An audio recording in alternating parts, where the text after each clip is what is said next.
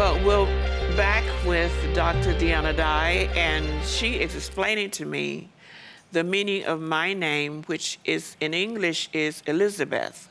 So we're going to continue with this. Would you? Okay. Well, your Hebrew name is Eli Shava. Uh-huh. And Eli Shava can be broken down into two parts, Eli and Shava. Eli can be my God, All right. and Shava is a seven or a rest or the Sabbath. So your name really means my God is rest. What a blessing. It's a beautiful name. Yes. I was telling you on break that it makes my day to really understand my name because names have such great meaning. Well, and that's the key in Scripture. You cannot study a portion of Scripture, especially when you're in the Tanakh, in the Old Testament, without looking at the meaning of the name. Otherwise, you miss a whole dimension of what the Scripture is saying. Okay. So can you just tell us now exactly what you do? This show today, I wanted to emphasize women who are on the move, whether it's in the United States or overseas. What exactly do you do now with the Foundations in Torah? Well, Foundations in Torah is a website. It's a membership-based website, and I have all my teachings up there. So people can join for various price ranges through the month, and they can listen to my teachings. And from that, I also do conferences, mostly in the United States, although we're looking at doing some conferences overseas. I have a dear friend who's looking at bringing me over to Singapore and Hong Kong and Borneo. So there's a real hunger amongst the Chinese people for this. Really? So I also minister to small groups. I've written a workbook on how to study from this approach, and I'm working on a new book about the temple. So I'm pretty busy and traveling a lot, but it's been fulfilling, rewarding beyond measure. So when you travel, tell us some of the places you've been. Well, mostly in the United States. States, yeah. I've done conferences in Albuquerque, actually, in Texas and Florida. I go to Nashville regularly to film. South Carolina, I've done some California. I've got a conference coming up there, as well as up in the Oregon area. So mostly coast to coast. And you mentioned the Chinese people and their interest. Any particular reason that is it most recently that this is happening? Just really I think it's probably, it's because of the Chinese letters, how they have the same meaning. I see that. So they understand that Hebrew functions the same way. Okay. And they don't have to go through the filter of United States American Christianity.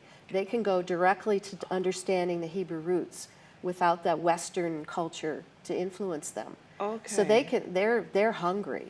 They are excited and hungry about this. So their language is in pictures. Yes. Well, could we say that as the Hebrew language? Yes, the original Hebrew language, the Paleo-Hebrew, is all pictures.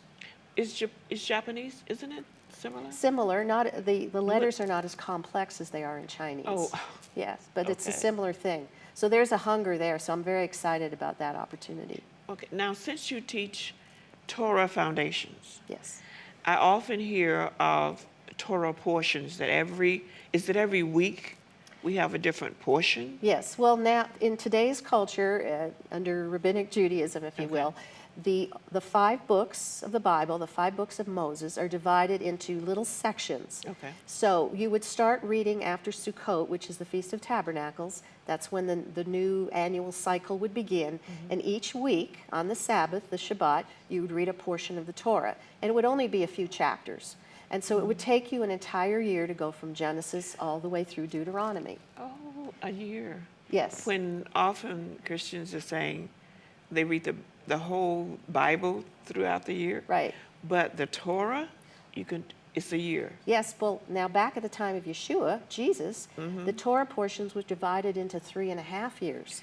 It would take you 3.5 years to go through the entire cycle, Genesis to Deuteronomy. So the portions would be very small, but imagine how much studying you could do and how much you could pull out of that. Now, what is the portion coming up? The Torah portion coming up is from Numbers, basically Numbers 4 through 6, chapters 4 through 6, and it's called Naso, which means to lift up or to raise up. Oh, I like that. To lift up or to raise up. Yes. So the scriptures will relate to that. Yes, everything will go along with that particular topic. So you have a Torah portion. Now you also have a portion from the prophets that match, which is in the Torah portion. It's called the Haftorah. And then you can also find something that'll match in the New Testament to the same Torah portion. Okay. So a lot of people do that as they're reading. So this particular one is dealing a lot with the priesthood. It also has in it the story, what we call the sotah, or the woman caught in the act of adultery. Okay. It gives you all the regulations for a woman in that position. So that, of course, relates to the woman caught in the act of adultery with Yeshua. And you can see significance there. That story has always been interesting to me. Yes. Because there's some parts that we don't understand about Yeshua writing on the ground. Correct. And I suppose a lot of people have interjected what they thought was happening. Does the Hebrew tradition in the studies tell us anything about what he might have been writing? Well, there's a couple of theories. The most predominant theory is that he was writing the names of the people that we're accusing. But actually, in looking at the Hebrew, I think more likely he was writing the names of the idols. Interesting. Yes. I think that's more correct. And we can't prove it, obviously. Right, I know, we don't know. But it's interesting that there's a whole ceremony that goes with the woman caught in the act of adultery. And one of the things is they would take the dirt that was inside the temple, and they would mix it in a jar of water. And if she was caught and she refused to recant in any way, or if she declared her innocence, she was forced to drink the bitter waters. And it would cause her stomach to distend, and if there was a baby living in there, the baby would die. This was one of the most humiliating ceremonies that a woman had to go through in the temple. And so Yeshua's relating all this. My theory on that story, now this is just an opinion, I get it. is that she represents all of us. Okay.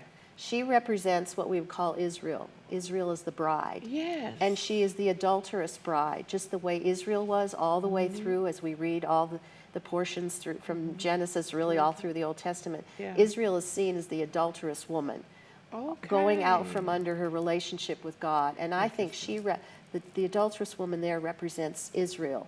And that Yeshua's writing in the ground the idols that she had joined herself with through the centuries. That's a powerful revelation. Now, you mentioned the temple, so you do have some pictures from Israel. Okay. So we can't have you on the show without showing something connected.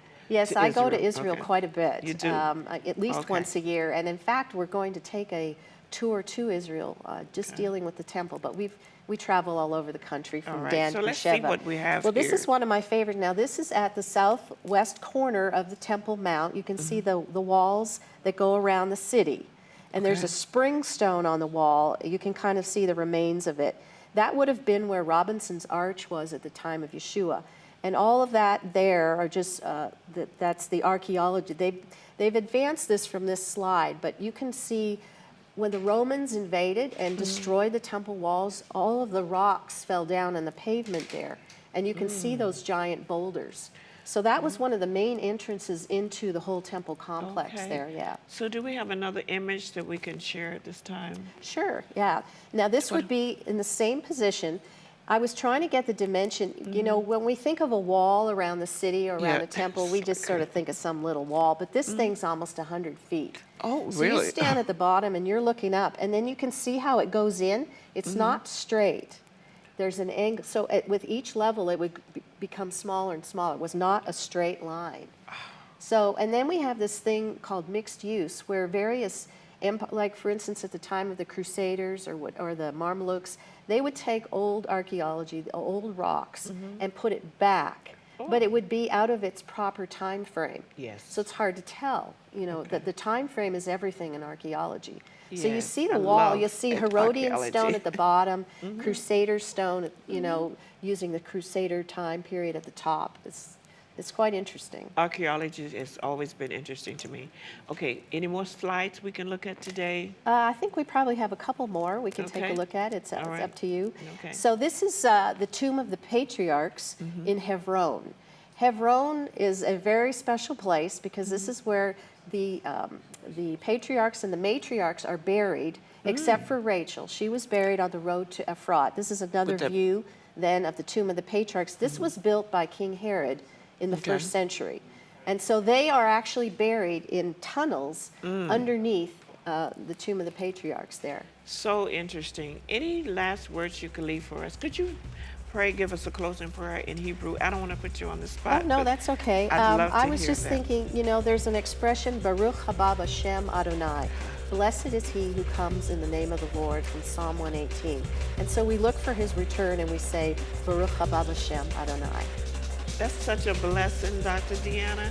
Thank you so much for My being with us pleasure. today, and you must come back. I will. All right.